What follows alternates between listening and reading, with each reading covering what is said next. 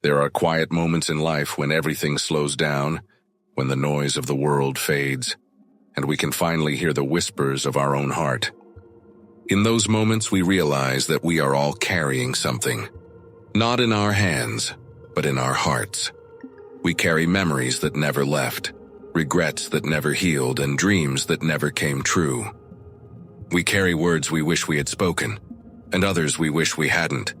We carry faces of people who walked away and the echoes of times we can't return to. And slowly, without noticing, those memories grow heavier not because of their size, but because of how tightly we hold them. Sometimes we smile on the outside, while our heart quietly trembles within. We wake up, go through our routines, and tell ourselves we've moved on. Yet something inside us still clings to the pain, to the what-ifs, to the hope that the past could somehow change. But holding on does not keep us safe. It only keeps us tired. What if the things we cling to are the very things keeping us from flying? What if peace isn't found by carrying more, but by releasing what weighs us down? Let me tell you a story.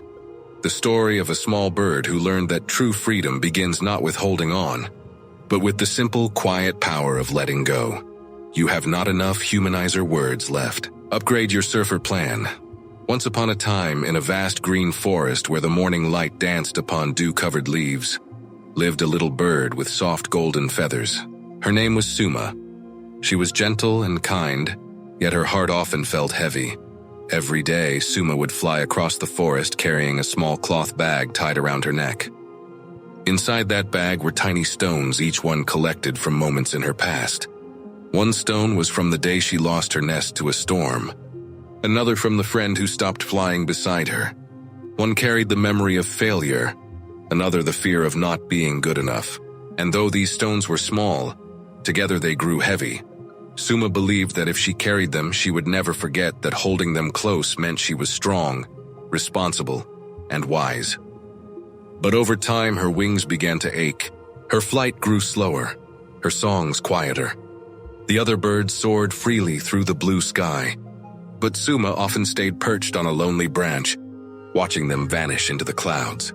One morning, as she tried to fly higher than usual, the weight of her little bag pulled her down. She gasped and fluttered desperately, but the heaviness was too much. Exhausted, she landed near a stream, her heart pounding. As she looked at her reflection in the water, she whispered, "Why do I feel so tired even when I do nothing wrong?" As Suma sat beside the stream, her reflection rippling softly in the water, she heard the sound of gentle footsteps approaching. When she looked up, she saw an old monk walking slowly along the riverbank.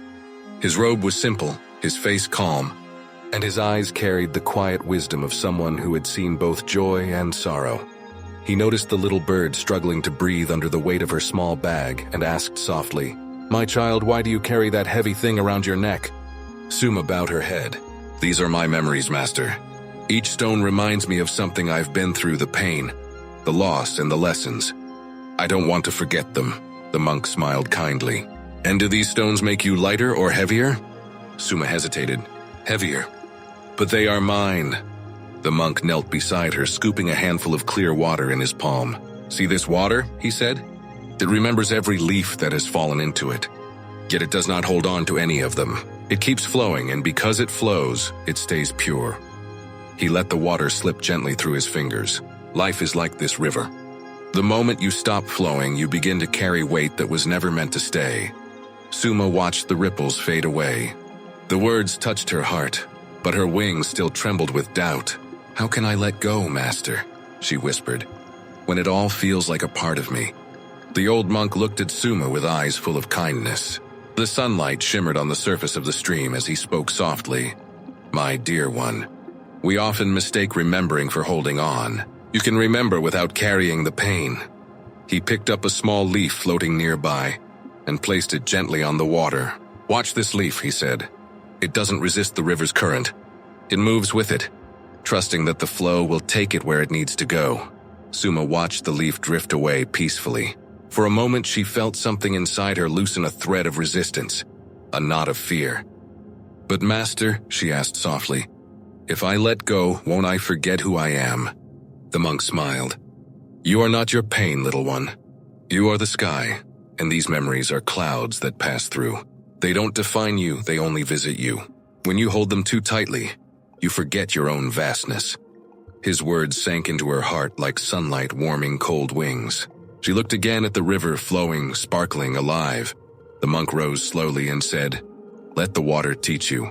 Let it remind you that peace is not found in holding on to the stones, but in learning to open your wings again." As he walked away, his figure faded into the mist, leaving behind only the soft murmur of the river and a question echoing in Suma's heart. Can I really fly without the weight? That night, the forest grew dark and wild. Heavy clouds gathered and the wind howled through the trees. The little bird sat inside her nest, her small bag of stones clutched close to her chest. Each rumble of thunder shook her heart. As the rain began to fall, Suma looked at her worn bag. The monk's words echoed in her mind. "You are not your pain. You are the sky," she whispered to herself. "If I am the sky, then why do I feel trapped beneath it?" Tears mixed with the raindrops on her feathers. She slowly untied the knot of the string that held the bag. Her claws trembled. Every stone inside carried a story she had lived through. One by one, she looked at them. "This one is the day I failed," she murmured. "This one is the friend who left. This one is the dream that never came true." Her heart ached. But as she spoke each memory aloud, something beautiful happened. The pain began to soften. Finally, she took a deep breath and opened her wings wide. With a quiet cry, she lifted the bag and let it fall into the rushing stream below. The water carried the stones away, glistening under flashes of lightning. The moment they disappeared, the air felt lighter, her chest freer. The storm still raged, but inside her, a new calm was being born, the calm that comes only. When dawn finally arrived, the forest was quiet again. The storm had passed, leaving behind the scent of wet earth and the gentle hum of new life. Drops of rain clung to every leaf like tiny pearls. For the first time in many moons, the air felt soft, forgiving. Suma awoke to a strange stillness within her. The bag of stones was gone, yet she felt whole, not empty. Her wings, once stiff from carrying the weight, now felt light, ready.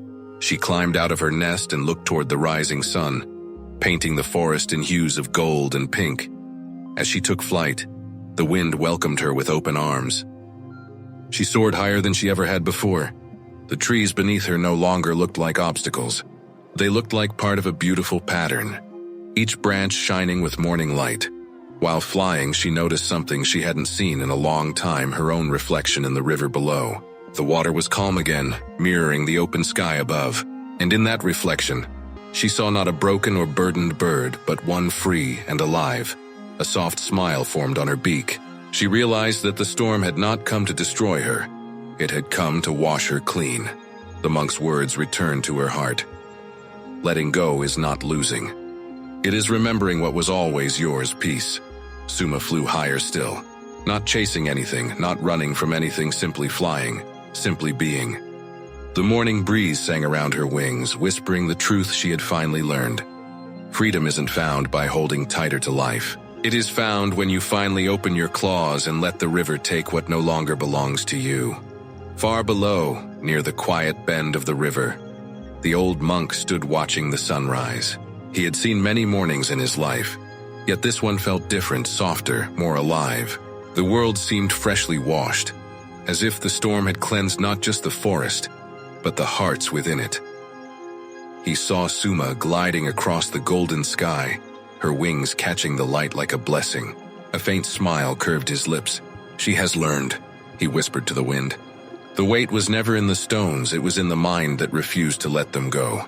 He closed his eyes and listened to the rhythm of nature, the rustle of leaves, the gentle flow of water, the song of the awakening birds. Everything around him spoke the same truth. Nothing holds on, yet everything continues. The river keeps moving. The trees let go of their leaves each season. Even the sun surrenders to the night, trusting it will rise again. The monk took a slow breath. "Human hearts," he said softly, "forget what nature remembers. We cling to what is already past, words we cannot change, people we cannot keep, and mistakes we cannot undo. In doing so, we carry invisible bags heavier than stone." He looked toward the sky where Suma disappeared beyond the clouds. The bird has understood what many humans never do. he murmured. To live is not to hold on, it is to flow.